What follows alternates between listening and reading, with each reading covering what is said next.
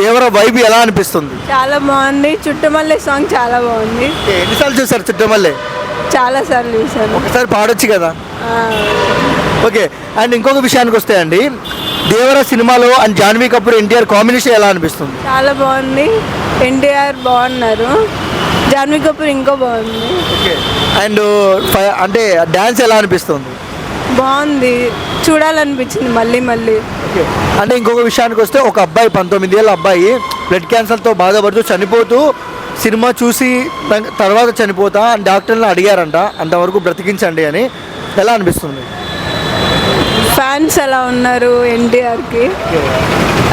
6 years తర్వాత movie వస్తుంది కదా, అందుకోసమే ఇంత అయి ఉండొచ్చు. ఓకే.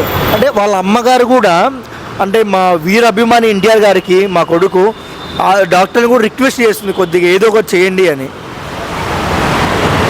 ఫ్యాన్స్ వాళ్ళ ఫీలింగ్స్ అలా ఉంటాయి మూవీ చూడాలని, అంతే అయి ఉండొచ్చు.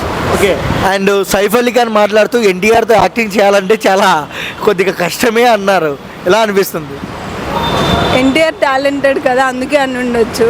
ఆయన యాక్టింగ్, డాన్స్ మొత్తం బాలీవుడ్ హాలీవుడ్ షేక్ అవుతుంది ఎన్టీఆర్ యాక్టింగ్కి.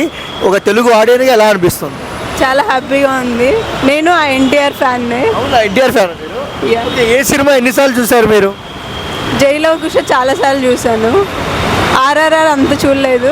ఎంట్రీ సీన్ మాత్రం చాలాసార్లు చూశాను. ఏదైనా ఒక డైలాగ్ చెప్తారా ఎన్టీఆర్ గారిది?